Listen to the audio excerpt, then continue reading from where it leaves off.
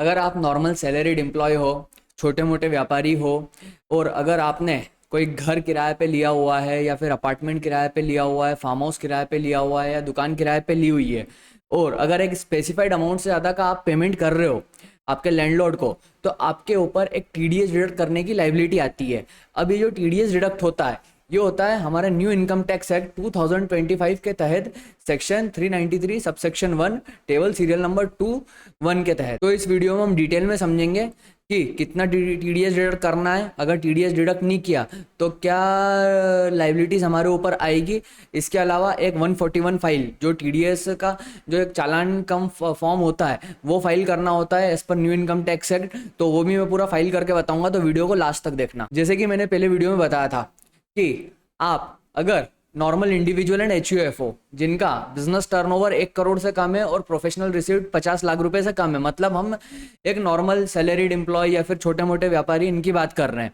अब इनके ऊपर ये टीडीएस डिडक्ट करने की लाइबिलिटी है। क्या अगर आप तो रेंट का पेमेंट कर रहे हो तो आपको कितना टीडीएस डिडक्ट करना है, तो आपको 2% से टैक्स डिडक्ट करना पड़ेगा। अब टैक्स की लाइबिलिटी कितने, मतलब कितना अमाउंट का रेंट पे करना, उसके बाद पे टैक्स की लाइबिलिटी आएगी। तो देखो ये 50,000 per month and part of the month का रेंट, मतलब अगर आपका रेंट 50,000 से ज्यादा का रेंट है तो फिर आपको पूरे अमाउंट पे, ऐसा नहीं है कि अगर मान लो आपका 50,000 से ज्यादा 60,000 रुपए का रेंट है तो आपको सिर्फ 10,000 रुपए पे टीडीएस डिडक्ट करना है, मतलब आपको पूरे 60,000 रुपए पे टीडीएस डिडक्ट करने की लाइबिलिटी रहेगी। अब टीडीएस क्या हर महीने डिडक्ट करना है और कब डिडक्ट करना है, तो देखो आप ना जो भी अकाउंट में, पेई के अकाउंट में जब भी रेंट क्रेडिट हुआ या फिर आपने जब भी पेमेंट किया, मतलब चेक से, इलेक्ट्रॉनिक मोड से या किसी भी मोड से आपने पेमेंट किया, whichever is earlier for the last month of the tax year और last month of the tenancy, मतलब कि हर महीने रेंट पे टीडीएस डिडक्ट करने की जरूरत नहीं है। मतलब रेंट तो आप हर महीने पे कर रहे हो, और जो टीडीएस डिडक्शन होगा ना वो कब होगा, वो यहाँ पे क्लियरली लिखा हुआ है कि टैक्स ईयर का लास्ट मंथ, मतलब आपका ये अभी 2026-27 चल रहा है तो इसका आखिरी महीना क्या हो गया, मार्च 2027। तो या तो आप मार्च 2027 का महीना ले लो या फिर लास्ट मंथ ऑफ टेनेंसी, मतलब आपने जब भी आपका जो भी घर, अपार्टमेंट या फिर जो भी आपने रेंट पे लिया हुआ है उसका जो भी आखिरी महीना है, विच एवर इज अर्लियर, तो वहां पे आपको टीडीएस डिडक्ट करना पड़ेगा। अच्छा, कब तक टीडीएस डिडक्ट करना होता है, देखो जो मैंने बताया था ना, date of deduction last month of the tax year और last month of the tenancy, तो वो वाला जो महीना है टैक्स ईयर का आखिरी महीना, मतलब मार्च का महीना, या फिर जब भी आपका जो आखिरी रेंटिंग का जो पीरियड है वो वाला महीना। अब ये फॉर्म कब तक फाइल करना होगा, जो मैं एक नया 141 करके फॉर्म बताऊंगा न्यू इनकम टैक्स एक्ट के हिसाब से, वो फाइल करने की जो डेट होती है from the end of the month of deduction. कब, 30 days from the end of the month of the deduction, मतलब अगर मैंने मार्च में मुझे लाइबिलिटी थी डिडक्ट करने की, तो मार्च में डिडक्शन करना था, तो मार्च का आखिरी महीना, उसके बाद 30 दिन, मतलब 30 अप्रैल तक का मेरे पास में समय है उस पर्टिकुलर फॉर्म को फाइल करने के लिए और उससे टैक्स पे करने के लिए। तो अगर नहीं करते हैं फाइल तो क्या होगा, तो कुछ नहीं है, एक लेट फाइलिंग फीस लगेगी जो कि 200 रुपये पर डे के हिसाब से होती है। उसके अलावा ब्याज लगता है 1.5% per month and part of the month का, और 1% per month and part of the month का। तो अब देखेंगे हम जो 141 फॉर्म है उसको कैसे फाइल करना है। तो पहले 141 फॉर्म था, इसके पहले जो इनकम टैक्स एक्ट था 1961, उसके अंदर इसे हम फॉर्म Q26 क्यूज ही बोलते थे, पर अभी 141 हो गया। देखो सबसे पहले पोर्टल पे लॉगिन करना है, ई पे टैक्स पे जाना है, उसके बाद में इनकम टैक्स एक्ट 2025 पे आना है। अब यहाँ पर आपको न्यू पेमेंट पे जाओगे आप, तो न्यू पेमेंट में ये वाला है form 141 challan come statement of deduction of tax, तो यहाँ पे प्रोसेस करना है। अब यहाँ पे जो भी डिडक्टी है, मतलब कि जिसका भी आप टीडीएस डिडक्ट कर रहे हो वो कौन है, कॉर्पोरेट है, मतलब कि कोई कंपनी है, या नॉन कॉर्पोरेट डिडक्टी है। तो जैसे मान लो हमारे केस में नॉन कॉर्पोरेट डिडक्टी है तो हमको उसे सिलेक्ट करना है। यहाँ पे रेसिडेंशियल स्टेटस आ जाएगा कि मतलब जिसका भी आप टीडीएस डिडक्ट कर रहे हो, जो भी आपका लैंडलॉर्ड है वो रेसिडेंट है, नॉन रेसिडेंट है, तो उसको आपको ऑप्शन को सिलेक्ट करना रहेगा। उसके बाद में टैक्स ईयर ऑफ ट्रांजेक्शन, कब ट्रांजेक्शन हुआ, मंथ ऑफ डिडक्शन। अब यहाँ पे 2026 में अभी हम लेकर के चल रहे हैं अप्रैल मंथ को।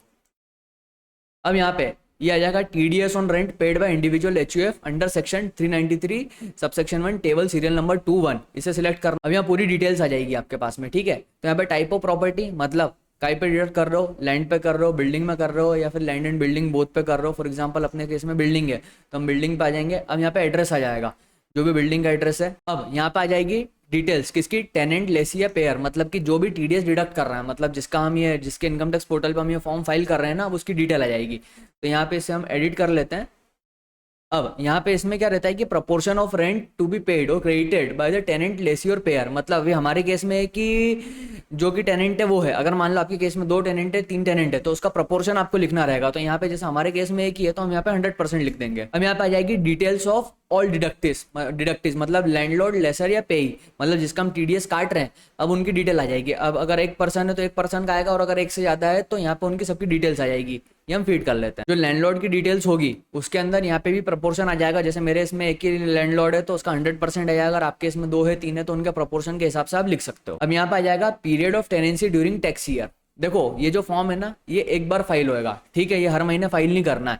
तो अब यहाँ पे आपको बताना है कि अब जैसे 12 महीने के लिए आपने रेंट पे करा हुआ है और उसका आप मार्च वाले मंथ में टीडीएस डिडक्ट कर रहे हो तो यहाँ पे आपका आ जाएगा कि भैया हमने 12 मंथ के लिए करा। अब मान लो अगर कोई यहाँ पे ऐसा पर्सन है जिसने कि 5 महीने के लिए ही लिया था, ठीक है, अब तो उसको वहाँ पे 5 महीने के लिए और उसने उसके बाद में उस जगह को छोड़ दिया तो वो 5 मंथ लिखेगा। इसके बाद में आता है is the income tax being deducted due to the end of the tax year और due to the end of tenancy, जो मैंने आपको बताया था ना वहाँ पे। तो यहाँ पे अगर टैक्स ईयर के आखिरी में आप डिडक्ट कर रहे हो तो यहाँ पे आ जाएगा, और अगर टेनेंसी मतलब कि जब भी वो छोड़ के गया है उसके आखिरी वाले वो वाले महीने में कर रहे हो तो आपको ये वाला ऑप्शन सिलेक्ट करना है। अब यहाँ पे आ जाता है आपका total amount of rent credited या paid during the tax year, मतलब कि यहाँ पे टोटल अमाउंट आपका आ जाएगा। तो अब जैसे 12 महीने मेरा एग्जांपल लेकर के चलता हूँ कि मैंने 60,000 का रेंट पे करा था, हर महीने 60,000 का रेंट था तो 12 महीने के हिसाब से कितना हो गया 7,20,000 रुपीज़ का हो गया। तो 7,20,000 रुपये हमने यहाँ पे लिख दिया है। उसके बाद में total amount of rent creditor paid in last month, मतलब कि जो भी आप ये फॉर्म फाइल करो उसका आखिरी महीने में कितना रेंट आपने पे करा है, जैसे अपने केस में 60,000 रुपीज है। अब यहाँ पे आती है डिडक्टिवाइज टीडीएस डिटेल्स। तो यहाँ पे ऐड डिटेल्स करोगे ना तो डिडक्टिवाइज टीडीएस डिटेल्स में जो हमने ऊपर जो आपके लैंडलॉर्ड को ऐड किया था वो यहाँ पे पेन नंबर आते रहेंगे। अगर एक से ज्यादा तो एक से ज्यादा का आ जाएगा। अब जो हमें 2% टीडीएस डिडक्ट करना था उसमें क्या लिखा था 50,000 से ऊपर का रेंट होना चाहिए, मतलब कि वो लिमिट 50,000 रुपये पर मंथ के ऊपर के रेंट की लिमिट थी, ठीक है। तो इस बात का बहुत अच्छे से ध्यान रखना, मतलब कि वो 6 लाख रुपए साल की लिमिट नहीं है, 50,000 रुपये पर मंथ से ऊपर के रेंट की लिमिट है। तो आपने जो भी रेंट आपने 50,000 से ऊपर का पे करा है उस पर आपको टीडीएस डिडक्ट करना है। जैसे हमारा एग्जांपल है इसमें 7,20,000 रुपीज़ का हमने रेंट पे करा हुआ है तो हम यहाँ पे 7,20,000 रुपीज़ लिखेंगे। उसके बाद में इसको यहाँ पे हमें नो करना है क्योंकि ये लोअर डिडक्शंस वाला सेक्शन है जिसमें कि टीडीएस और लोअर डिडक्शन से करना रहता है, तो यहाँ पे नो आ जाएगा। तो ये भी आपका नॉट एप्लीकेबल हो गया।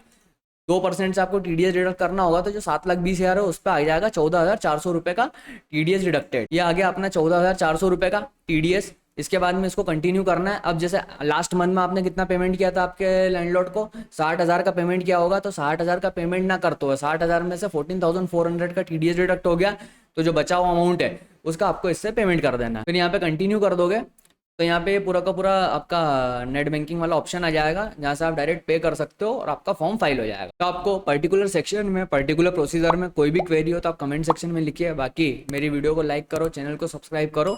Thank you.